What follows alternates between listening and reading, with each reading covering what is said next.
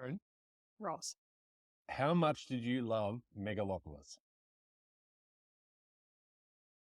I don't usually have strong opinions about movies one way or the other, Oh, okay. and I fucking hated it. Really? Am I allowed to swear? You can swear. What? Oh, I can't believe you hated it. Why did you hate that film?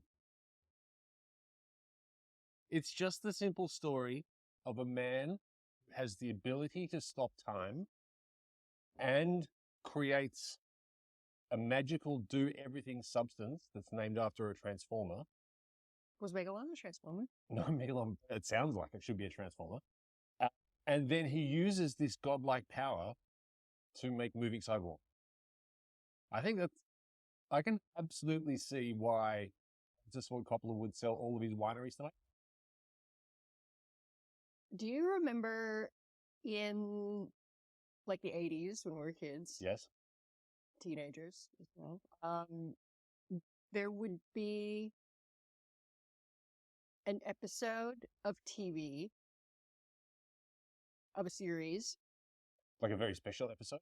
not a very special episode, but like an episode where like someone had a dream sequence or something, and they ended up like going back to the 1940s or going back to the 18 Oh, somethings. right. Yeah. So, Star Trek The Next Generation Yes. always had people going to the Yes. holodeck. Yes. Yes. I had thought of Star Trek The Next Generation, but I didn't want to compare it to that because it was good. Do you know what it reminded me of? Warren Beatty's Dick Tracy on crack.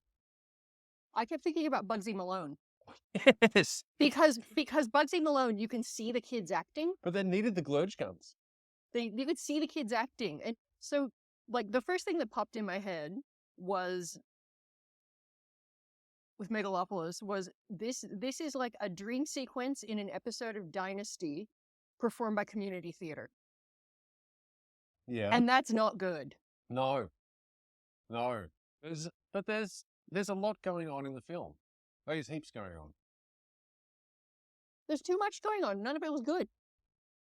Absolutely none of it was good. I don't think there's anything. The thing is about this, I can't stop thinking about it. And I'm thinking about it now in the way that I think about lockdown.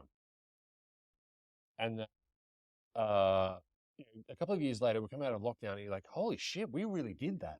We really did that a long time. Now that I'm like a couple of weeks down the road from having seen Megalopolis, or a week and a half down the road from seeing Megalopolis, I'm like, fuck, we did that.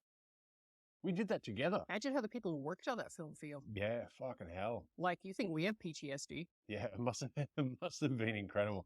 You reckon there was any? No, there weren't any studio notes. There was no one telling Francis Ford Coppola, "Hey, dial it back a bit." No.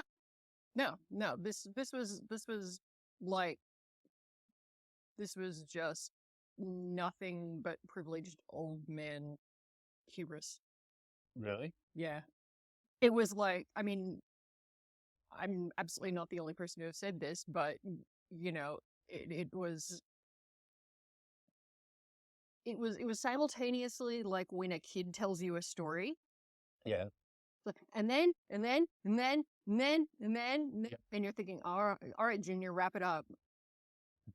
And also when an old person with absolutely no filter is telling you, reminiscing about something or something like that, and you're like politely going, let's get you to bed, Granddad. Just waiting for the point of, oh, that's too racist. I'm so careful about what I go and see at the cinema because I do not enjoy the cinema experience. We don't really like people. No, I think that we have evolved beyond sitting in a room with strangers watching a movie while listening to each other chew. It's part of the communal experience. I don't like we're all sitting around a campfire in a cave. No, not when you have your own cave and your own campfire that you can pause the campfire so you can go pee. Fair enough. So I don't love the cinema experience. I don't have strong opinions about movies generally. I'm generally like, that was good. Or, but I'm very careful about what I go and see at the cinema because otherwise if I get bored or I can't follow the plot or I feel trapped. I feel absolutely trapped. And so over the last several years, I've been really careful about what I'm willing to go and see. Yeah. And I agreed to go and see this with you. I didn't know a lot about it. You said you were like, I think it's going to be bad, like Jupiter Ascending bad. Yeah, Jupiter Ascending is a great bad film. It is. It's a fun. It's a film that you tell people like, oh my god, do you like dumb shit? Yeah. Do you like dumb shit that's fun to look at? Yep. Do you like Chatham Tanning as Chatham Tanning. Oh, Chatham Tanning. Love Chatham Tanning. Yeah, him as like a weird dog person who hovers skateboards. Like that is a fun dumb movie, and it was pretty to look at. Yes. This was none of those things. This, like the sets, I couldn't tell if they were real sets or if they were like CGI. It was real bad. And it was also terrible. And it was also like an 80s. It was an 80s version of what we thought the future was going to look like in like 1985. Yeah, this is why I keep going back to Dick Tracy. Yeah, and then with all like the weird like 1940s like conceived like the big flashbulb cameras. Yeah. Like yes, magical sparkly travelators. Yeah. And what the fuck was Megalon? We never knew. It's this magical material, and it fixes his face when he gets shot in the face, and he builds this drippy looking utopia out of it, and it fixes like the wife's dog's broken leg, like and like the whole time I was thinking, so this is like Flubber. Yeah, I was hoping it was going to be like some kind of Pet Cemetery version of Flubber. that you would put it on the dog, and the dog would be fine, and then it would come back. Holy shit, the dog's gone all fucking Megalon, and then weird shit would start happening. But nothing happens. The dog gets fixed. Okay, then. I guess we don't need hospitals anymore.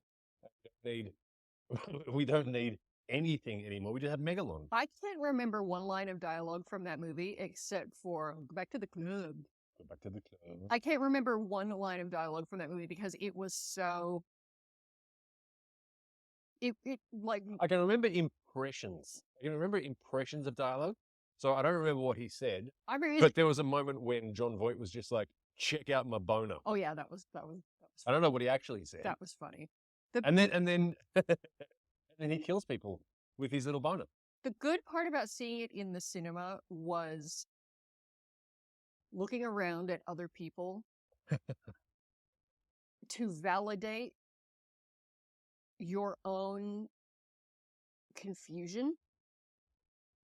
I mean, it's like... Is everyone else seeing this? I felt like I could see like cartoon question marks over everybody's heads, or parts where people would start laughing uncomfortably. Yeah. And like kind of looking around to be like, oh god, am I the only person laughing? Am I not supposed to laugh at this? like in The Boys, when Black Noir sees the Muppets and nobody else sees them, it's like, is anybody else seeing this shit? Yeah, but it was, I mean, the whole everything about that movie was so confusing that people were like, I don't know how to react, and I'm looking, even though it's in a dark cinema, I'm looking like I would kind of start giggle snorting and try to suppress it, and then the guy next to me would start. I could feel the guy next to me shaking because he would be like, and as soon as people realized more than a few people were laughing at something, they were like, okay, other people think this is like weird, funny, strange too. I don't even remember when that bizarre part where the person came out to ask Adam Driver questions on the screen. I don't remember one word of dialogue about that. I mean, there was like, Excuse me, Adam Driver, what kind of vape do you use? It was like I just hear like Charlie Brown's teachers, womp womp womp womp womp womp, because the dialogue in my head is just going, what the fuck is happening? Yeah, there was a lot of it was mercifully short. I really thought it was going to be like 3 hours plus. Oh no, I checked. I would not have gone with you if it was 3 hours plus. Yeah. You know that. Yeah, I did. I will admit to, like, I think that people shouldn't have their watches on in the cinema. Like, Apple Watch, that lights up.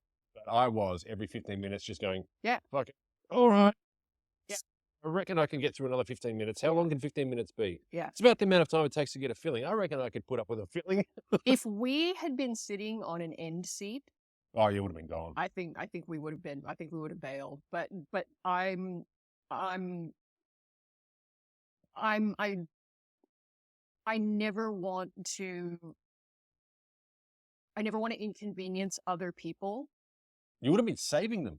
It Yeah. would have been like, you know, when everyone is standing at a pedestrian intersection and the flashy person is red, and everyone's like, well, there's no fucking traffic coming, I want to go. And it takes one brave soul to walk against the red light, and then everyone's like, fuck this, I'm out.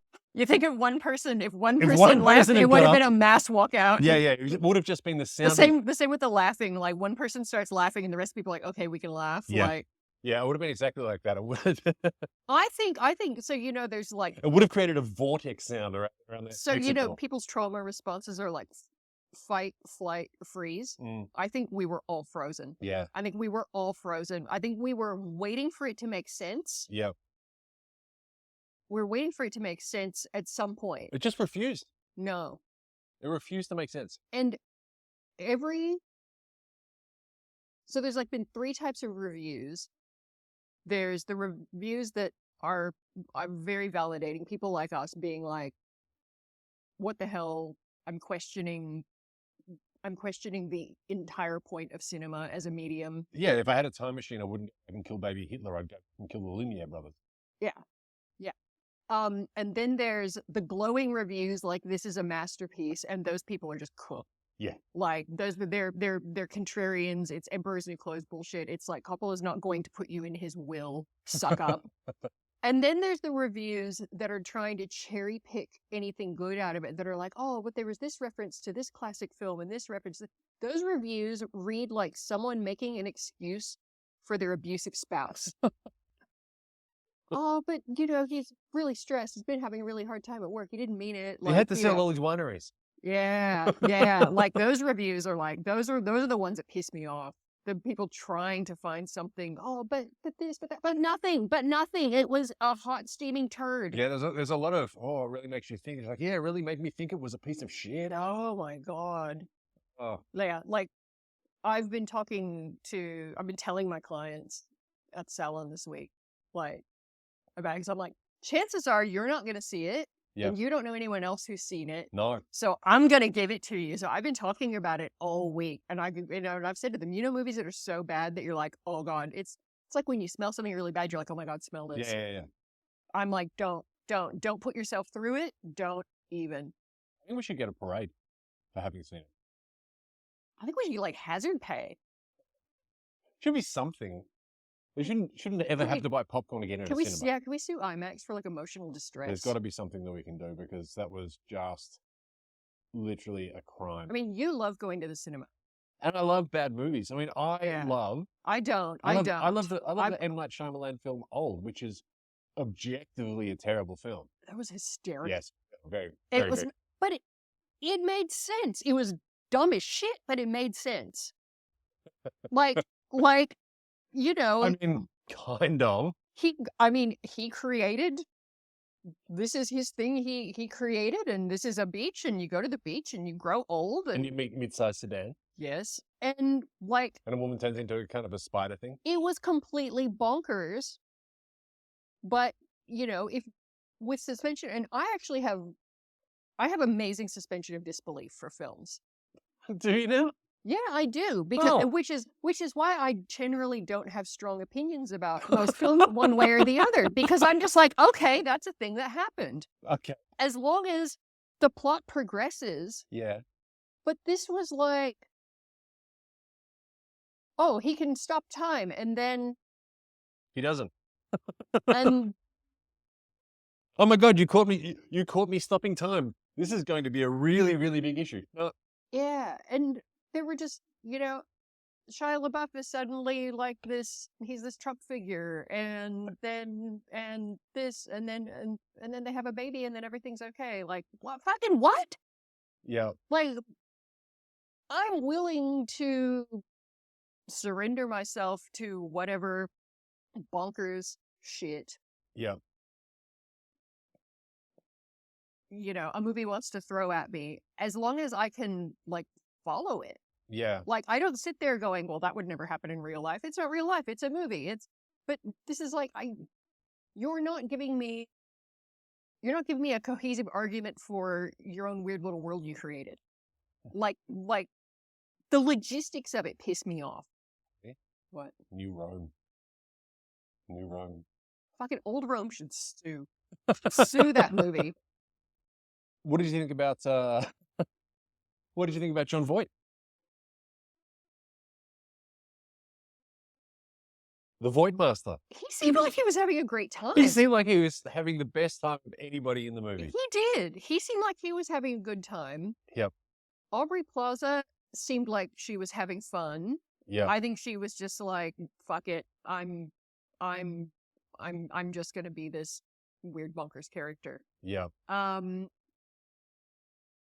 Adam Driver seemed like he was maybe being held hostage. Jason Schwartzman looked like he was happy to get a paycheck. Yeah. Dustin Hoffman, I didn't even realize was in the film until like 2 days ago. Yeah, right. Finally back together again after all this time, after Midnight Cowboy. The chick from Game of Thrones. Oh, is that who she was? Oh, yeah. Yeah. I noticed her eyebrows were like extremely perfectly laminated at one point. Right. Yeah, that's the only thing I can. Maybe they've done with Megalon. Did you ever think of that? Did not. Yeah. I wasn't doing a lot of thinking. I don't think you've thought about the possibilities of Megalon. I wasn't doing a lot of thinking during that movie, aside from what the fuck is this shit that I'm watching?